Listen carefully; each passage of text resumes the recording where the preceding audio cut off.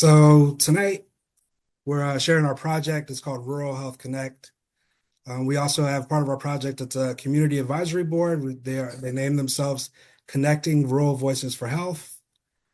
And our project is to bring information to rural communities, informed by the rural community. So we at first, for the last year and a half or so, we went out and gathered people. There's about 15 people in our community advisory board from the Emporia, South Hill area, and Tappahannock, Warsaw on the Northern Neck. And we're trying to get other people, other rural people in between as well. Those are just the areas we started. And basically, we gather and we ask what the interests of the community. They tell us their interests, and then we take their information, go find trusted sources, and put it on this website. There is also events. And this is one of our events. And there's events that we share. There's community events. So there's groceries. Sometimes there's food resource events. Sometimes there's back to school events on here. There's also a discussion board where people can have conversations about how to help the rural community. We can give that back to researchers, and they can write things to try to help push legislation forward to help with those things. There's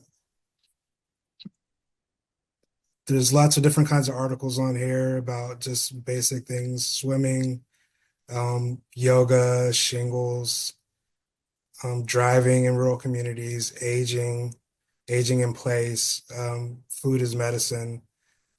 There's also lots of resources that are actually in your communities that are given to us by your communities. And we post those here. And there's also clinical trials that you're able to participate in that may have relevance in your communities. We run it past our community advisory board before we put them up here. And that's about it. So this webinar series is basically to get people introduced to the platform, and we also have special speakers events that we post on the platform. And one of our special speaker guests tonight is Tracy Davis, and she does clinical and rehab health for VCU Health up in the Tappahannock region. And I'm gonna let Tracy say a little bit more about herself now. Thanks, Zacc. Can you guys hear me? Yeah, I can hear you. We can hear you. You can hear me. Okay, great. Thanks for the introduction. I'm Tracy Davis. I'm one of the nurse practitioners with VCU, Virginia Commonwealth University. I work for the Wright Center for Clinical and Translational Research. We do research with drug and alcohol studies. And I also work with VCU Health System, treating those with substance use disorder in their Department of Psychiatry, the Division of Addiction Medicine. Zacc, you think we're ready? Yeah, I think we're ready. As people come in, we'll post notes and we'll post notes and stuff on the side. This will also make it produce this, and it'll be available to watch again if you join ruralhealthconnect.org. So yeah, be good.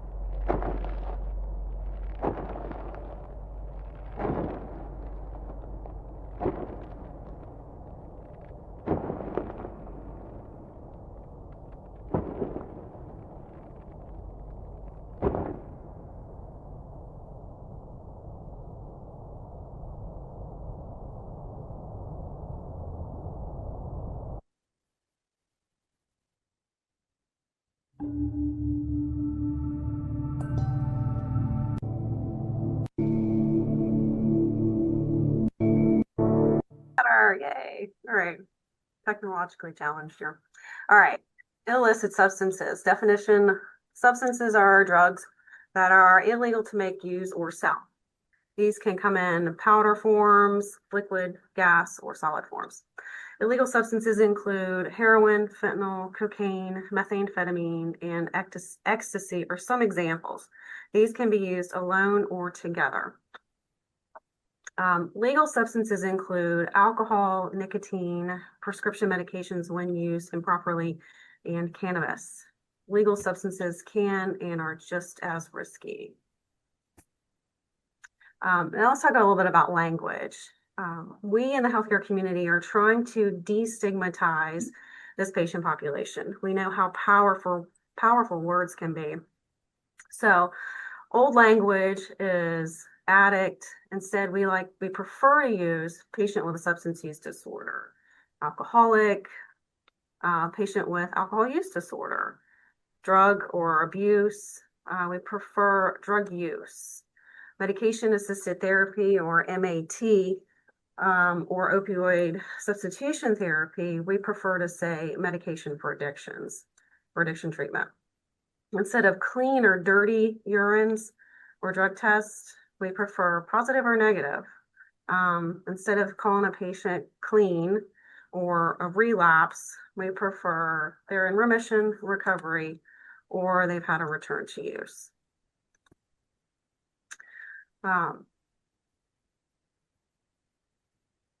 Most common substances are opioids, stimulants, depressants, hallucinogens, alcohol, and cannabis.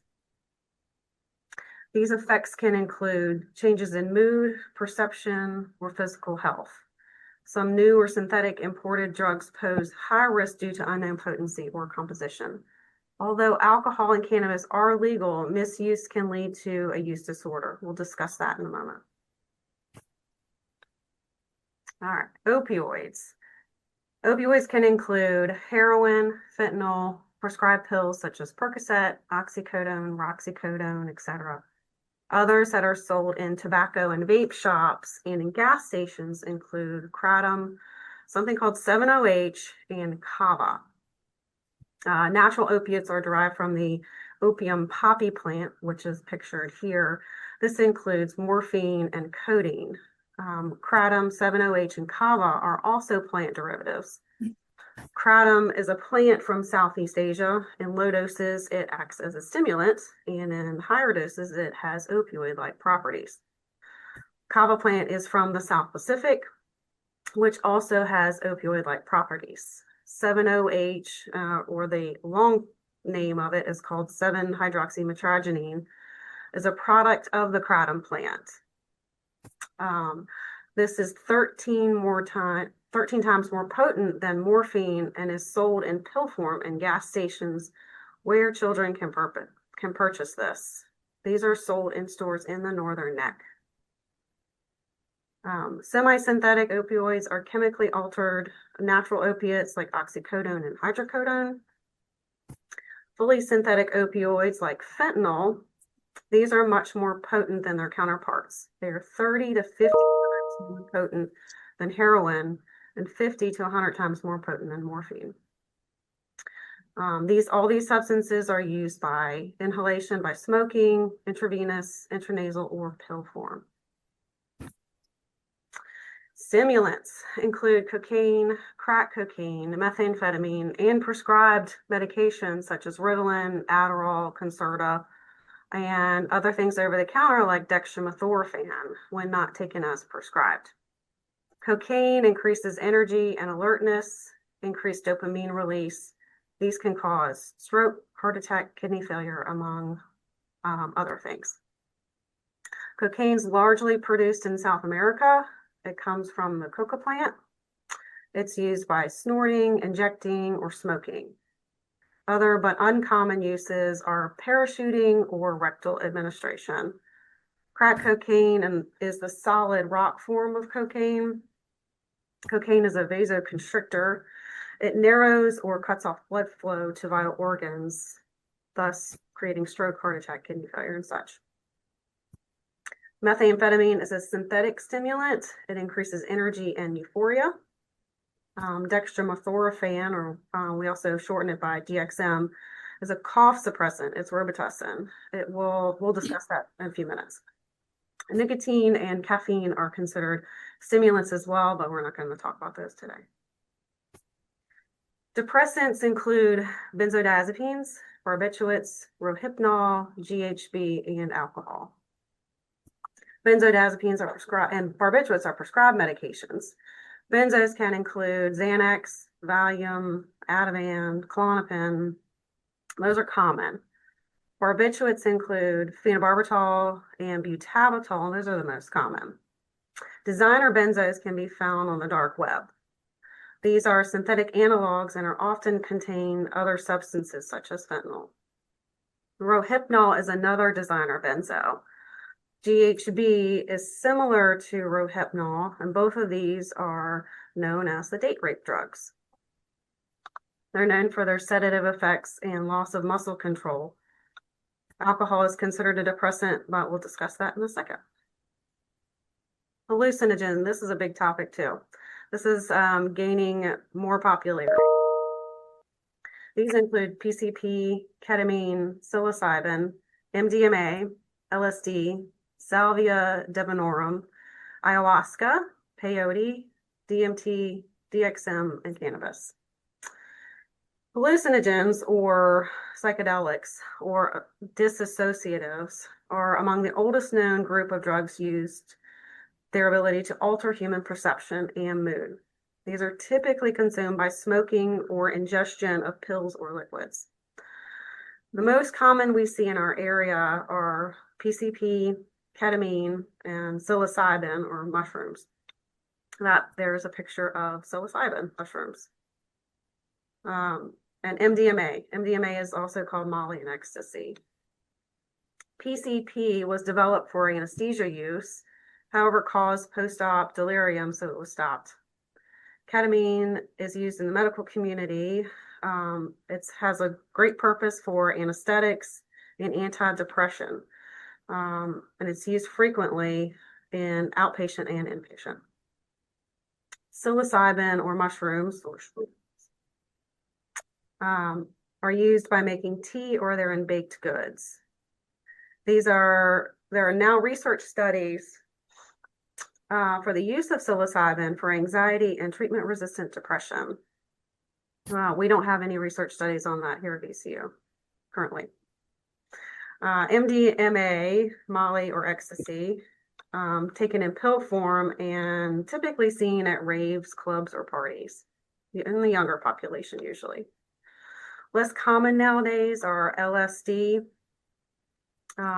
This has a renewed interest in the medical psychiatry community for the treatment of schizophrenia and alcohol use. Again, we don't have a study for that right now either. This is taken orally on the tongue.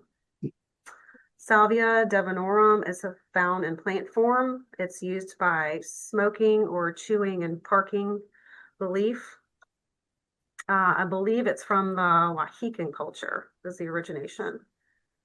Ayahuasca and peyote are found more on the west coast than they are here. It's also found in the indigenous culture. Historically, for rituals, it's brewed into a tea and ingested. Typically induces GI side effects prior to your awakening. DMT is the main component of ayahuasca, and that is actually short-acting and used by smoking. And we talked a little bit about DXM, or dextromethorphan, found in cold medication and Robitussin. This has stimulant properties. It's taken in super high doses. This is more common in adolescents due to the easy access to over-the-counter medications. And cannabis we'll discuss in just a minute. Okay, alcohol. This diagram here shows a serving size. So 1 can of 12-ounce regular beer is equal to 5 ounces of table wine. Now, nowadays we have more craft beer and such. That's more probably in the malt liquor category. But for men, Moderate drinking is no more than 2 standard drinks a day. For women, it's no more than 1. 24 data shows that 17% of people binge drink, 6% drink heavily. Alcohol is legal in most states for 21 and older. Virginia law states, though, that those 18 to 21 may drink with a parent. Moderate or heavy drinking can lead to increased health risk, including cancer, heart disease, and liver disease. Let's see. I don't have any more data, I don't think. About 178,000 people die from excess alcohol use each year in the United States. We did see, anecdotally, a spike in alcohol-related liver disease during COVID. All right, cannabis. THC versus CBD. What's the difference? THC is the psychoactive part of the plant, and it creates the high or euphoria. CBD does not produce high. It helps with calming, anti-inflammatory, anxiety, and can be helpful in seizures.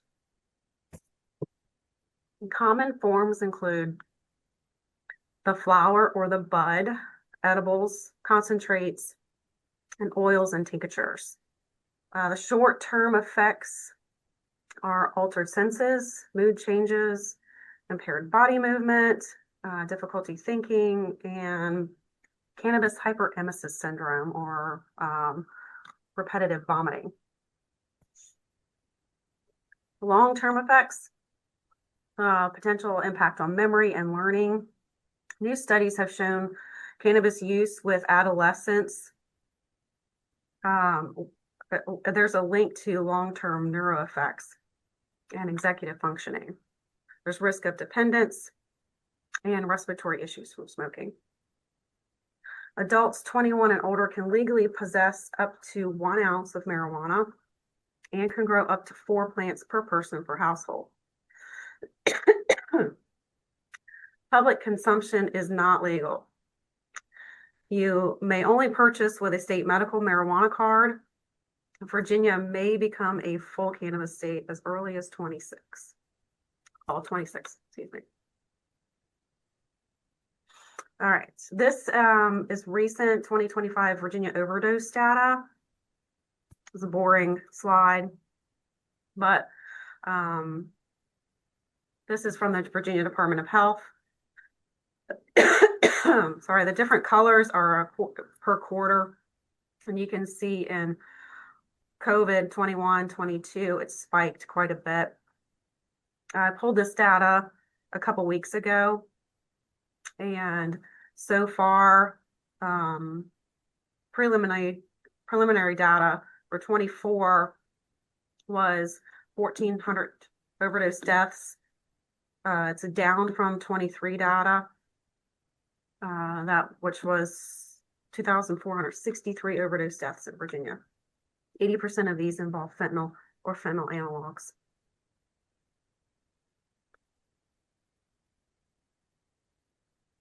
Okay, what is a substance use disorder?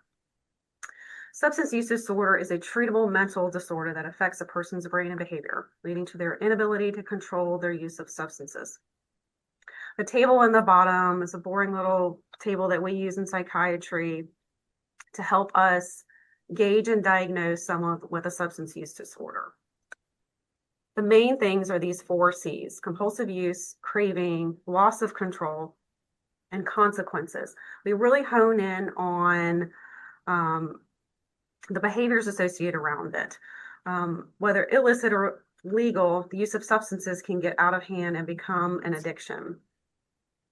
Our criteria weighs heavily on behavior. And are they homeless? Have they lost their job? Are they pushing family away? Behaviors like this. Impact on individuals and families.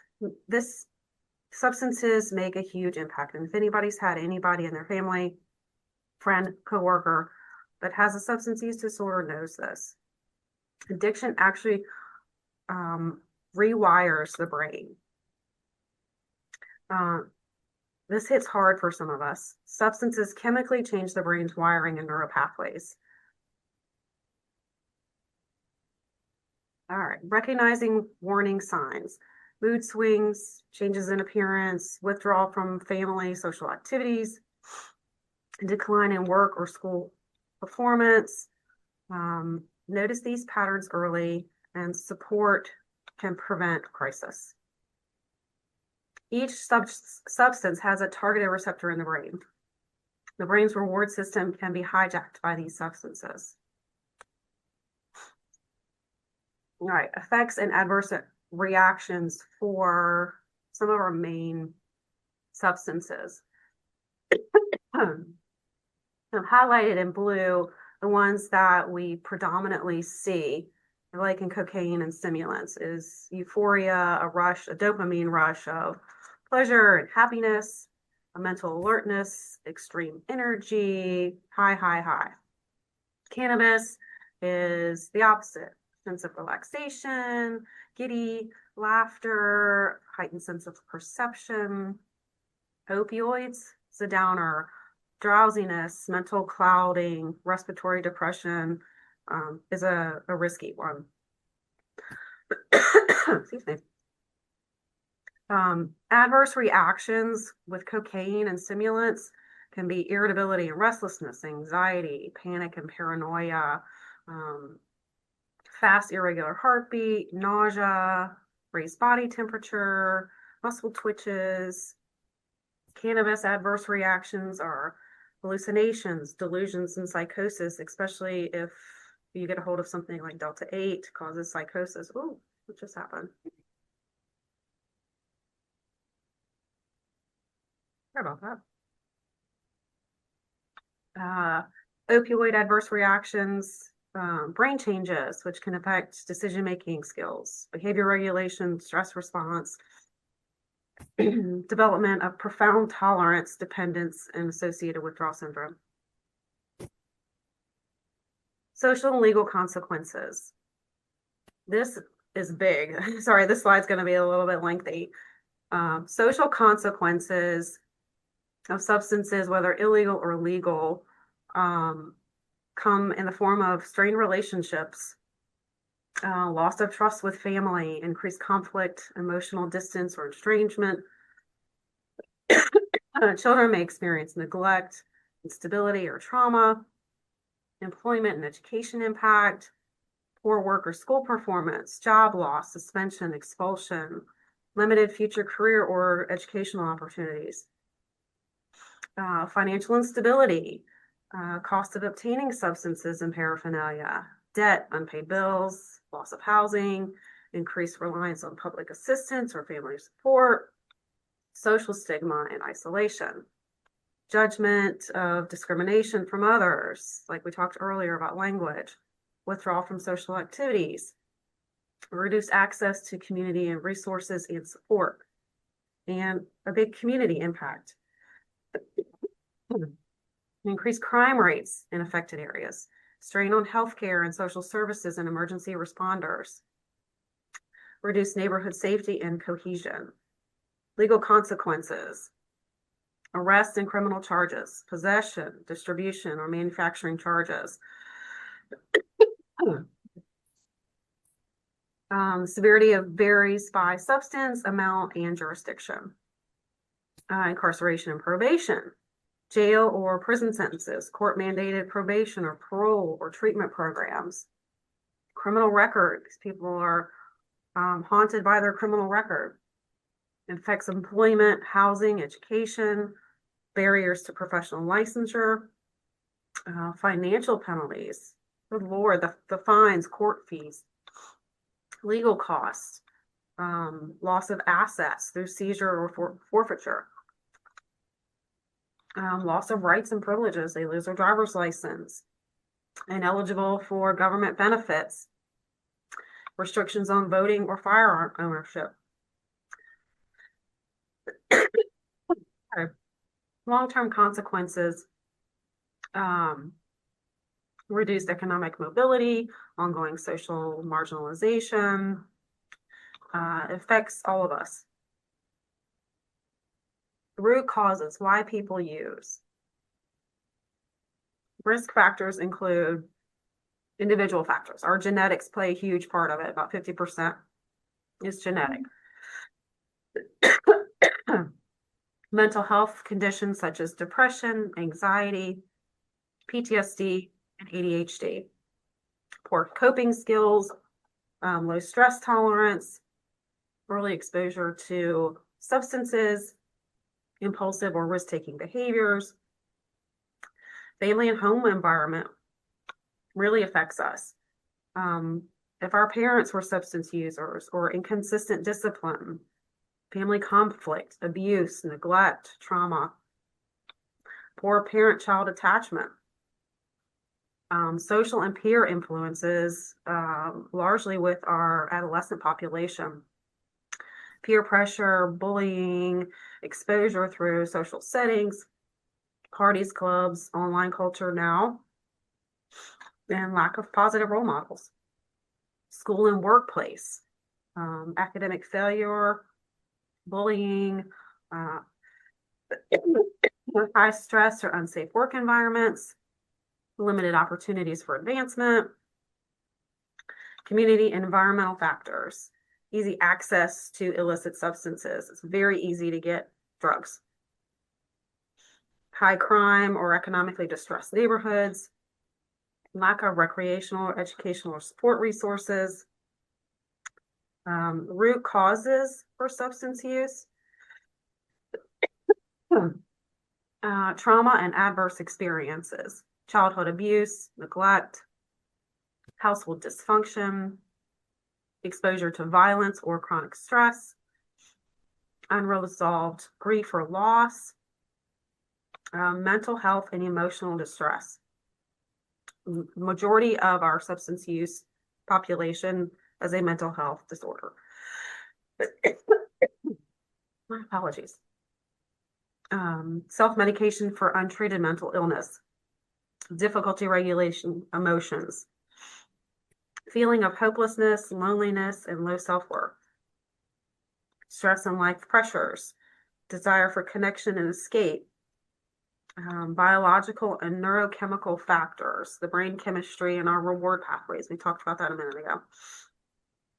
Early substance use alters the brain development, and lack of access to support and care. Key takeaways from this slide are substance use is not a moral failure. It's often a response to pain, stress, trauma, and unmet needs. Effective prevention and adequate treatment address both risk factors and root causes, emphasizing support, early intervention, and recovery-oriented care. All right, reducing stigma and building empathy. We just learned how our language can easily be harmful or supportive. Educating each other and our family on compassion and empathy for those with mental illness.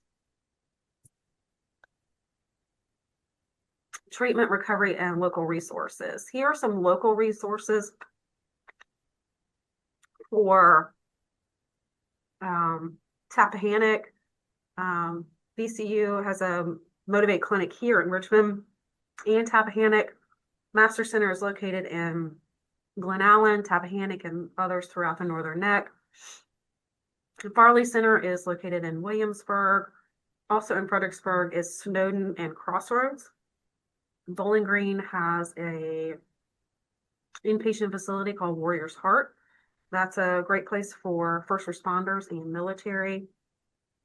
The National Hotline is the suicide hotline, but it can be used for mental health connection. SAMHSA is a substance abuse network. That's a great resource to start with. There's always your local CSBs or Community Service Board. The Middle Peninsula is in Essex County. And then Southside CSB also has one as well. And other great resources are Alcoholics Anonymous and Narcotics Anonymous. Community collaboration. Just being knowledgeable about substances, risk factors, root causes, and resources can have a big impact on someone's life. Don't be afraid to speak up for someone who is suffering.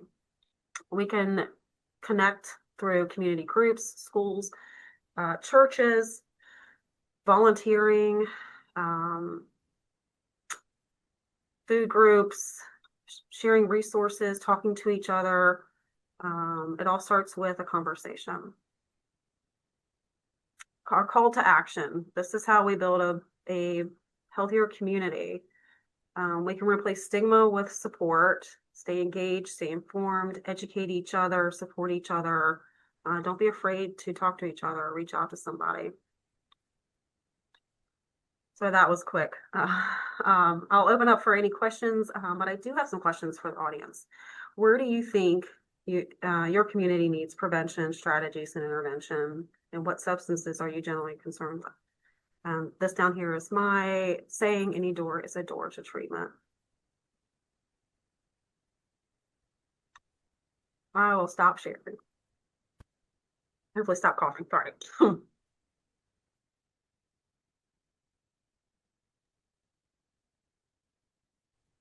I have something to share.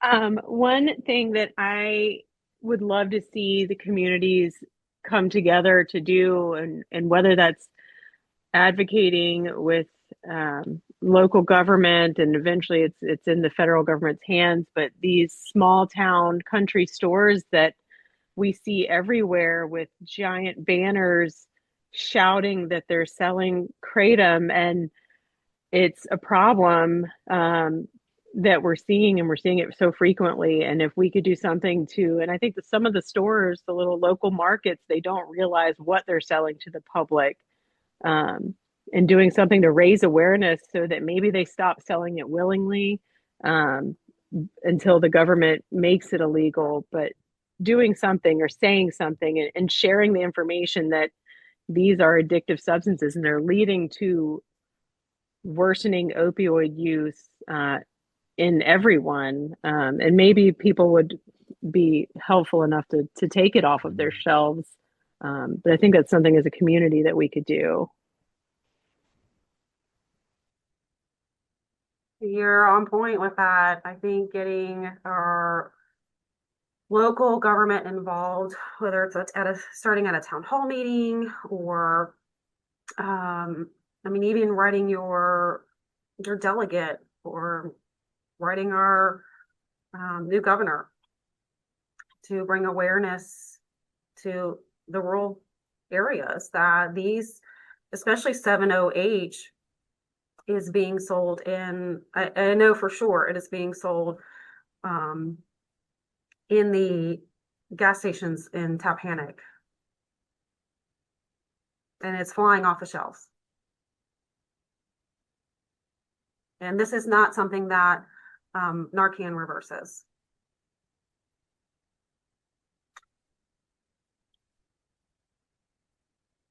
There's not a whole lot of research on it yet because it's so new, and it's an analog. We don't know too much about it. We know it's very potent.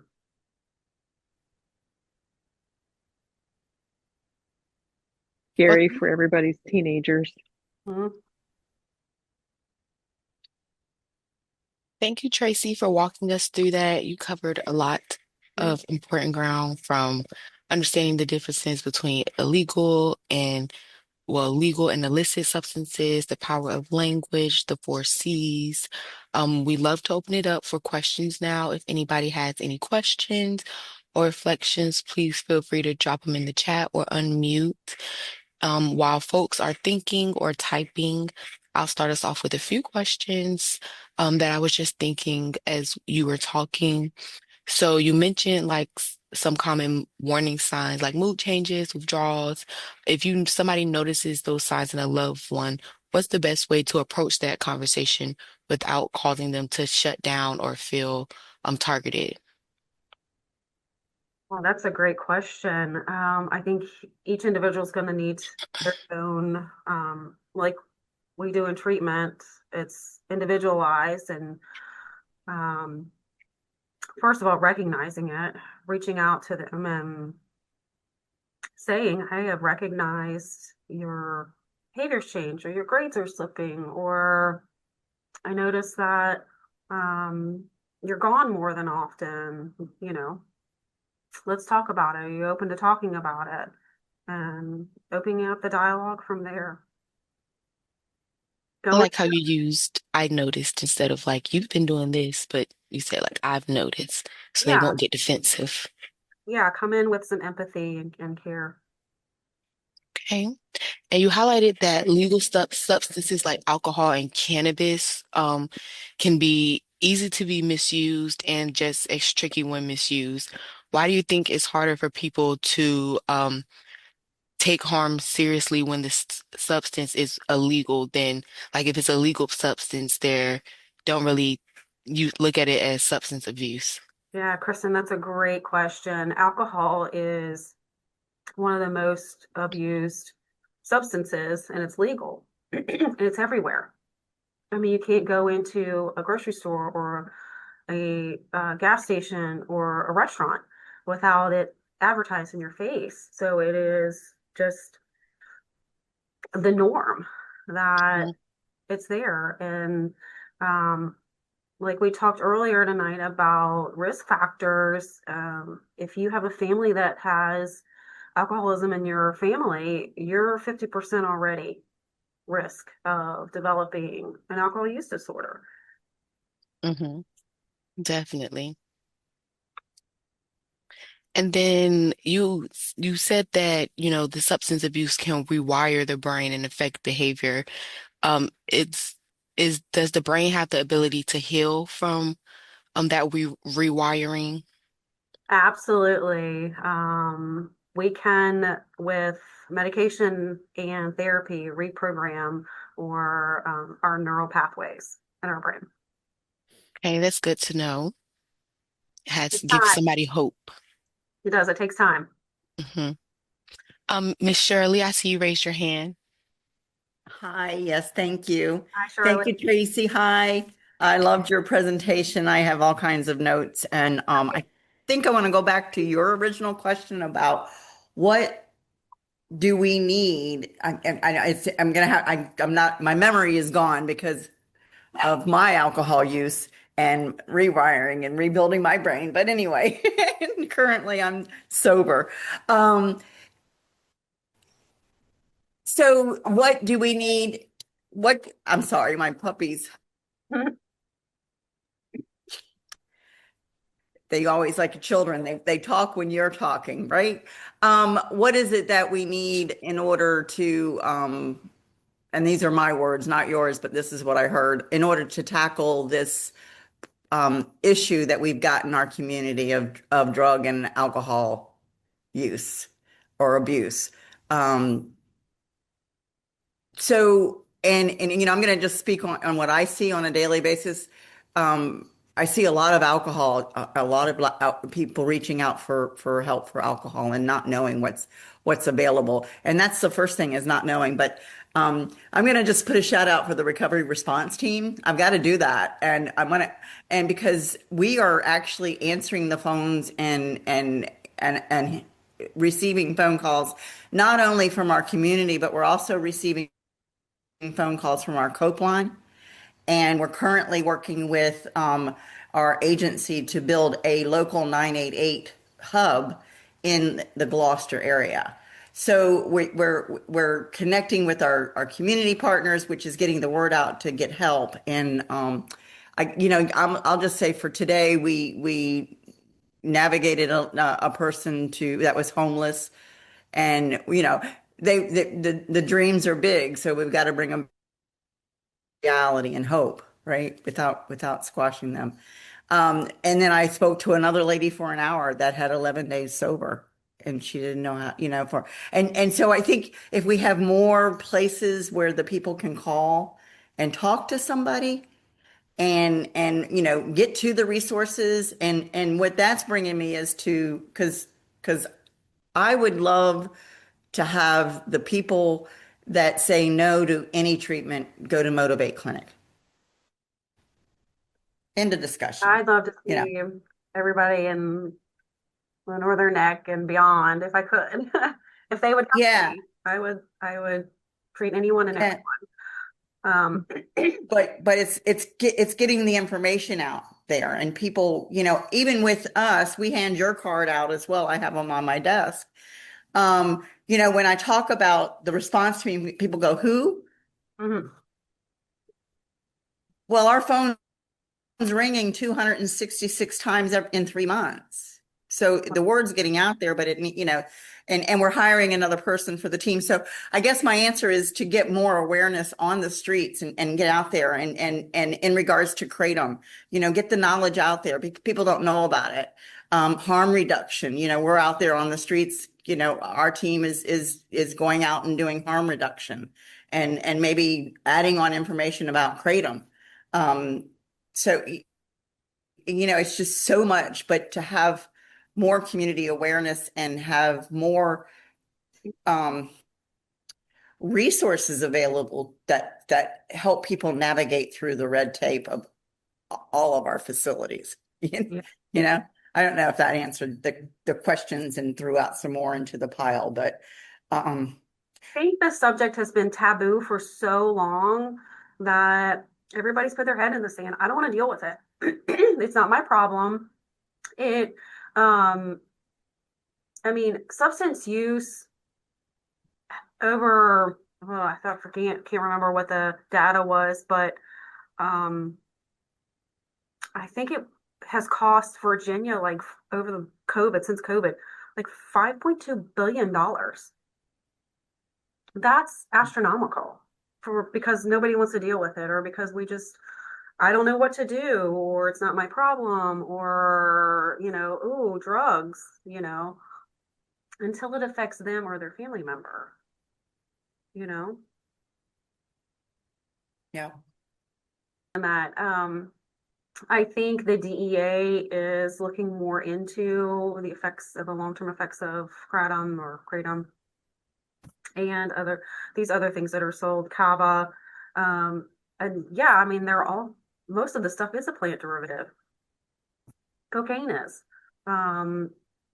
heroin is, but it's how we use it or how we take it to an extreme.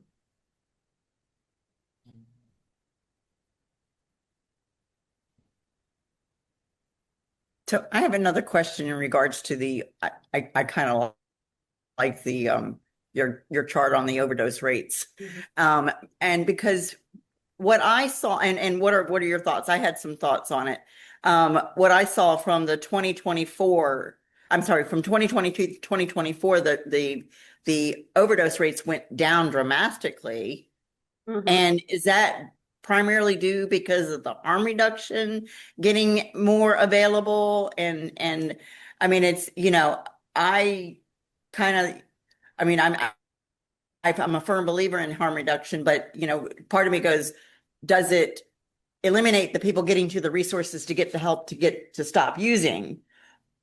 But it's saving lives. Correct. It was a drastic reduction too. Yeah. And I think that's multifaceted. I think we were coming out of COVID. I think there is more access to Narcan. We have Narcan vending machines. We give it away in the ER. We give it away in clinic. Police and fire now carry it. So I think there's that. So there's more life-saving techniques on the street. Patients are carrying it. They're saving each other. I think that there's probably more drug seizures as well from the DEA and law enforcement. So, and I think more people are getting into treatment and getting on Suboxone or some sort of medication. And then your stats for 2025, is that true, or is that just early numbers? I think that's early numbers. We're not quite done with it. And I pulled that data several weeks ago when I was working on this PowerPoint. But that's good news. Yes, yes. And then I have one last question, if you don't mind. Sure. In regards to Klonopin. So I recently am working with somebody that just is adamant will not go to treatment unless they can take Klonopin. And there is not a treatment facility that I'm aware of that will accept that, which is fine because through multiple conversations with Parson, lawyer, mom, all that, we've come to agreement to go to a place that's going to, kind of change his medications. But what, is that, do you find that there's less use of the Klonopin on the streets because of the addictive aspects of it? I don't see as much benzodiazepine use disorders. That has its own risks. It mimics alcohol use disorder. It sits on the same GABA receptor. It's called a GABA receptor in the brain. It sits on the same receptor as alcohol. You're familiar with alcohol withdrawal, and it's risky and it's dangerous. Benzos are tricky. Benzos are risky to de-escalate or taper off of because of the risks associated with it. A lot of prescribers don't want to prescribe benzos anymore because of the misuse properties in it. Is she or he not able to get into a treatment facility because it's prescribed or because it's illicit? Because it's prescribed. Hmm. Yeah. That's interesting. Yeah, I mean, I haven't been able to find one, but anyway, maybe it's best because, well, it's and your slides said it perfectly. We start and we're not in trouble because I started with this individual about 6 months ago and he was not in trouble, and fast forward now it's legal problems. I got to do this. I don't have a choice, and it's really sad to. Yeah, I mean, I haven't done watch. any data on the success rates in my clinic in Tappahannock, but anecdotally, I can see a difference in those who want to be in treatment and want sobriety or have to be in treatment. Yeah. That's a difference. Anyway, thank you. Yeah, you're welcome. Thank you, guys. Yeah, thank you, Tracy, for those thoughtful information that you shared and for sharing your expertise with us today. To build on everything we discussed today and to close us out, I'd like to hand it over to Henri, who will share just a little bit more about Rural Health Connect platform. That's our website and how community members like you all can stay connected to the resources that Tracy shared and other resources, as well as research opportunities and ongoing conversations like this. So I'll be handing it over to Henri now. That was a phenomenal presentation. Tracy, thank you so much. Very, very informative. And we would like to invite everyone to join our platform, which has this and more. And so if you are interested in all things health, especially related to rural communities, and potentially clinical research, please take a look at our platform. We would we would like to speak with you about it. We can answer any questions. And then there is a survey before and after. You will be compensated for your time. So with that said, I want to be respectful of everyone's time. Have a great evening and stay warm. Thank you all. Thank Thank you. you, everyone, for joining. Have a great night. Thank you, Have a everybody. great night. Bye-bye. Happy holidays.